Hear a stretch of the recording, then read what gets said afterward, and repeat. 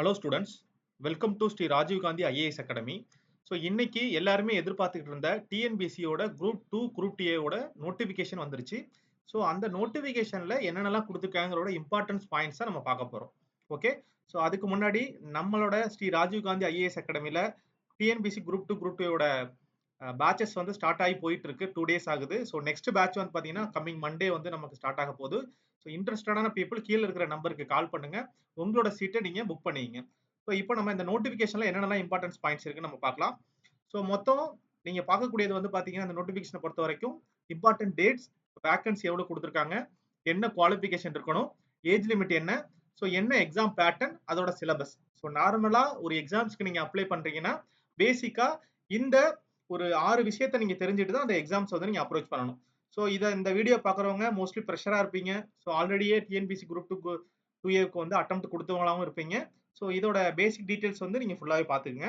So first வந்து பாத்தீங்கன்னா important dates. So date of notification வந்து இன்னைக்கு தான் வந்திருக்கு, ஜூன் 20, 2024. ஸோ இன்னையிலேருந்தே பார்த்தீங்கன்னா உங்களுக்கு அப்ளிகேஷன் வந்து ஓப்பன் ஆயிருக்கும். ஸோ ஆன்லைனில் தான் நீங்கள் அப்ளிகேஷன் வந்து சப்மிட் பண்ண முடியும். ஸோ டிஎன்பிஎஸ்சி அஃபிஷியல் வெப்சைட்ல போயிட்டு உங்களோட ஆன்லைன் அப்ளிகேஷனை நீங்கள் சப்மிட் பண்ணிக்கலாம். ஸோ இதோட லாஸ்ட் டேட் பார்த்தீங்கன்னா 19th 7th 2024. ஸோ ஜூலை 19 தான் வந்து பார்த்தீங்கன்னா இதோட லாஸ்ட் டேட்டு. ஸோ நியர்லி வந்து 29 days இருக்கு. ஸோ நியர்லி 1 month தான் உங்களுக்கு வந்து அப்ளிகேஷன் கொடுக்கறதுக்கான டேட் இருக்கு. ஸோ லாஸ்ட் மினிட்ல யாருமே வந்து பாத்தீங்கன்னா அப்ளிகேஷன் சப்மிட் பண்ணாதீங்க. இப்பவே நீங்க உங்களோட அப்ளிகேஷனை சப்மிட் பண்றதுக்கான ஸ்டெப் எடுத்துருங்க. ஏன்னா எப்போதுமே பாத்தீங்கன்னா லாஸ்ட் 2 daysல வந்து சர்வர் ரொம்ப பிஸியா இருக்கும்.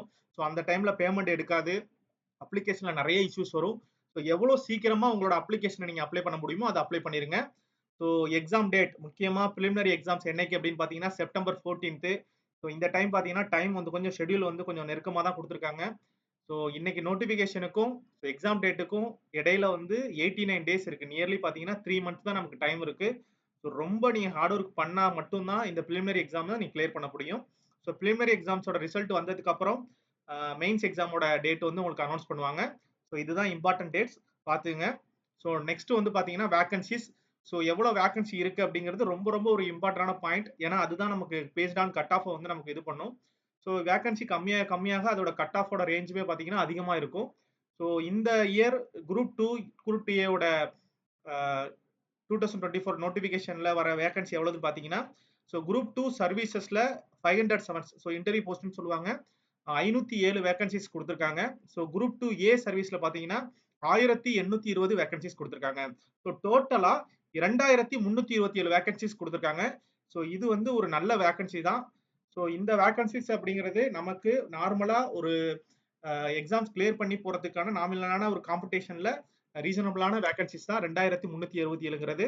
ஸோ இதை நோட் பண்ணிங்க. ஸோ அதுக்கப்புறம் ரொம்ப முக்கியமானது இந்த எக்ஸாம்ஸ்க்கான குவாலிஃபிகேஷன்.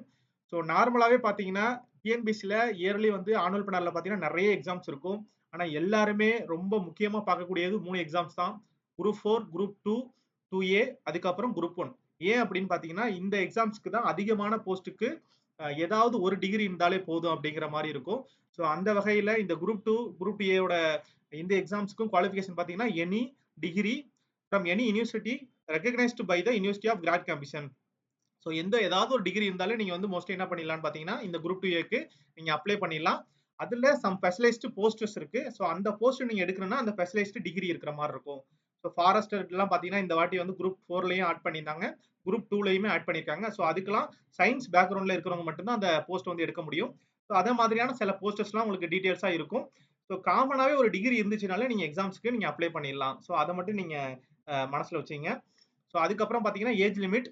ஸோ ஏஜ் லிமிட்டும் பார்த்தீங்கன்னா தமிழ்நாடு கவர்மெண்ட், ஸோ நம்ம இதில் ஒரு பெரிய அட்வான்டேஜ் என்னன்னு பார்த்தீங்கன்னா no age limit for group 4 and group 2. ஒரு டிகிரி பண்ணியிருந்தீங்கன்னா குரூப் 2க்கும் சரி குரூப் 4க்கும் சரி ஏஜ் லிமிட்டுங்கிறது கிடையாது. அது வந்து உங்களோட ரிசர்வ்டு கேண்டிடேட்ஸ்ல வந்தீங்கன்னா SC, ST, MBC, BC, BCM, so இதுக்குள்ள வந்தீங்கன்னா உங்களுக்கு ஏஜ் லிமிட்டும் கிடையாது. ஸோ அதர்ஸ் அன்ரிசர்வ்டு கேட்டகரியில போனீங்கன்னா அது சம் போஸ்ட் பேஸ்ட் ஆன் போஸ்ட்டை பொறுத்து 42 இயர்ல இருந்து 50 இயர்ஸ் வரைக்கும் ஏஜ் லிமிட் இருக்கு. ஸோ அதோட டீட்டெயில்ஸ், ஸோ இந்த ஏஜ் குவாலிஃபிகேஷன், அதுக்கப்புறம் பார்த்தீங்கன்னா எஜுகேஷன் குவாலிஃபிகேஷன், ஸோ இது ரெண்டோட டீட்டெயிலுமே பார்த்தீங்கன்னா டீட்டெயில்டா அவங்க இந்த நோட்டிஃபிகேஷன் பிடிஎஃப்ல பார்த்தீங்கன்னா டீட்டெயில்டா ஒவ்வொரு போஸ்ட்டுக்கும் என்னென்ன எஜுகேஷன் குவாலிஃபிகேஷன் வேணும், ஏஜ் லிமிட் என்னங்கிறது டீட்டெயில்டா கொடுத்துருப்பாங்க. ஸோ அது நம்மளோட ஸ்ரீ ராஜீவ் காந்தி ஐஏஎஸ் அகாடமியோட வெப்சைட்ல போனீங்கன்னா அந்த பிடிஎஃப் நீங்க டவுன்லோட் பண்ணிக்கலாம். ஸோ இதுங்கிறது ஏஜ் லிமிட்டோட கிரைட்டீரியா குடுத்திருக்காங்க. ஸோ அதுக்கப்புறம் நம்ம முக்கியமான பார்ட் வந்து பார்த்தீங்கன்னா, எக்ஸாம் பேட்டர்ன். இதுக்கு முன்னாடி நடந்த குரூப் 2, குரூப் 2ஏ எக்ஸாம்ஸோட எக்ஸாம் பேட்டர்னுக்கும், இப்ப இருக்கிற எக்ஸாம் பேட்டர்னுக்கும் கொஞ்சம் லைட்டா என்ன பண்ணியிருக்காங்க, சிலபஸ் வந்து மாத்திருக்காங்க. எக்ஸாம் பேட்டர்னையும் மாத்திருக்காங்க. ஸோ இதுக்கு முன்னாடி மெயின்ஸ் எக்ஸாம்ஸ்ல பார்த்தீங்கன்னா, காமனா ரிட்டன் எக்ஸாம்ஸ் குடுத்திருந்தாங்க. இப்ப 2ஆ பிரிச்சிருக்காங்க. குரூப் 2க்கும், குரூப் 2ஏக்கும் பார்த்தீங்கன்னா 2ஆ பிரிச்சிருக்காங்க. ஸோ காமனா பிலிமினரி எக்ஸாம்ஸ் அப்படிங்கிறது இன்டர்வியூ போஸ்ட், நான் இன்டர்வியூ போஸ்ட் இது 2க்குமே காமனா பிலிமினரி எக்ஸாம்ஸ் இருக்கும். ஸோ அதுக்கப்புறம் பிலிமினரில கிரியேட் பண்ணி மெயின்ஸ் எக்ஸாம்க்குள்ள போனீங்க அப்படின்னா உங்களுக்கு 2 கேட்டகரி ஆஃப் எக்ஸாம்ஸ் இருக்கும். நீங்க interview post or non interview post எந்த எக்ஸாம்ஸ் எழுதுறீங்களோ அதுக்கேத்த மாதிரி மெயின்ஸ் எக்ஸாமோட சிலபஸ் பேட்டர்ன் அப்படிங்கிறது உங்களுக்கு மாறும். ஸோ ஃபர்ஸ்ட் பிலிமினரி எக்ஸாமோட எக்ஸாம் பேட்டர்ன் என்னன்னு பாத்திரலாம். ஸோ பிலிமினரி எக்ஸாம்ஸ்க்கு காமனா உள்ளதுதான் ஜெனரல் ஸ்டடிஸ் 75 கொஸ்டின்ஸ் வரும். ஸோ அதுக்கப்புறம் பாத்தீங்கன்னா ஆப்டிடியூட், மென்டல் எபிலிட்டி 25 கொஸ்டின்ஸ் வரும். ஸோ ஜெனரல் ஸ்டடிஸ் அப்படிங்கிறது டிகிரி ஸ்டாண்டர்ட்ல வரும். ஸோ 6th to 12th வரைக்கும் இருக்கிற புக்ஸ் நீங்க எல்லாமே தரவு பண்ணிக்கிற மாதிரி இருக்கும். ஆப்டிடியூட் பொறுத்த வரைக்கும் பேஸ்ட் ஆன் எஸ்எஸ்எல்சி ஸ்டாண்டர்ட் வரைக்கும் தான் இருக்கும். ஸோ அது உங்களுக்கு ஈஸி லெவல்ல தான் இருக்கும். கம்பேர்ட் டு பேங்க், எஸ்எஸ்சி அந்த எக்ஸாம்ஸ் எல்லாம் கம்பேர் பண்றப்ப டிஎன்பிசியோட மேக்ஸ் அப்படிங்கிறது கம்மியா தான் இருக்கும்.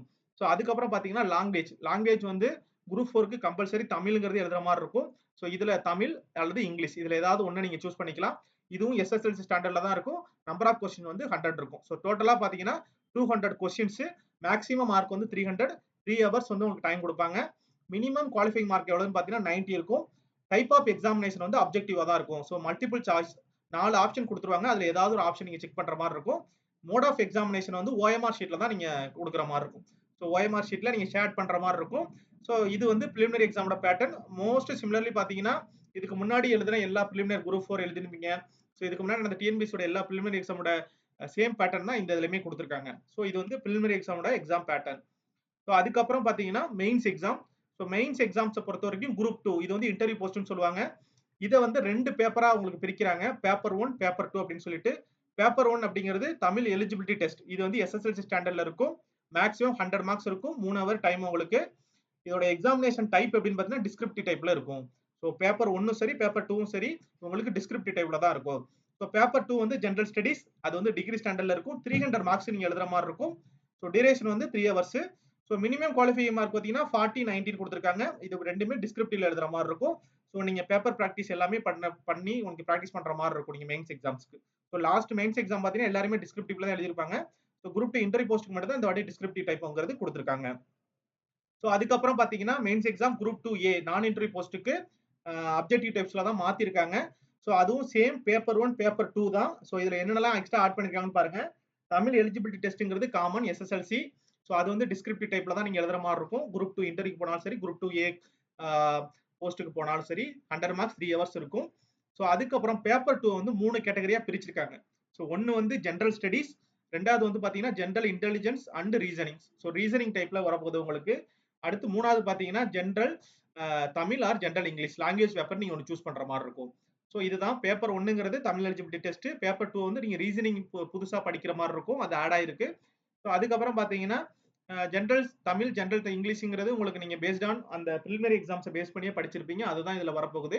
அடிஷனலா ஜெனரல் ஸ்டடிஸ் வந்து நீங்க அடிஷனலா ஆட் பண்ணி படிக்கிற மாதிரி இருக்கும். ஸோ டிகிரி ஸ்டாண்டர்ட்ல வந்து பாத்தீங்கன்னா number of questions 100. So general intelligence and reasoning, அதுக்கப்புறம் தமிழ், இங்கிலீஷ் இதுல மொத்தமா சேர்த்து 100 கொஸ்டின்ஸ். அதுல ரீசனிங்ல 40 மார்க்கும், தமிழ் ஆர் இங்கிலீஷ்ல வந்து பாத்தீங்கன்னா 60 மார்க் வரும். ஸோ டோட்டலா 200 கொஸ்டின்ஸ் வரும். 3 ஹவர்ஸ் 300 மார்க்ஸ்க்கு வரப்போகுது.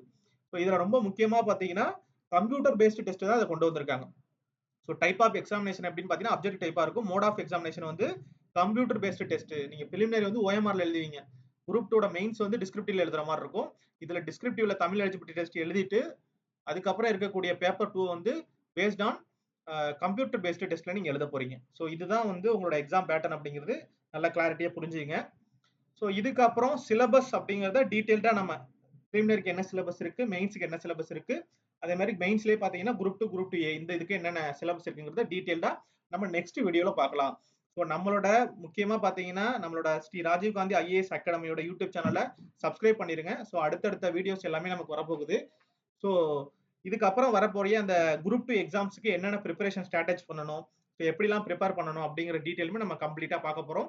ஸோ கடைசியா வந்து பாத்தீங்கன்னா அட்மிஷன் வந்து பாத்தீங்கன்னா குரூப் 4க்கான குரூப் 2, குரூப் 2A டிஎன்பிசிக்கான அட்மிஷன்ங்கிறது ஆன்கோயிங்ல போயிட்டு இருக்கு. ஸோ யாரெல்லாம் இன்ட்ரெஸ்டா இருக்கீங்களோ ஸோ ஸ்கிரீன்ல தெரிய நம்பருக்கு கால் பண்ணி உங்களோட சீட்டை வந்து புக் பண்ணிக்கங்க. ஸோ இந்த இயர் குரூப் 2 2ஏல ஒரு ஆபீசரா நீங்களும் ஒரு ஆளா இருக்கிறதுக்கு வாழ்த்துக்கள். Thank you. Thank you.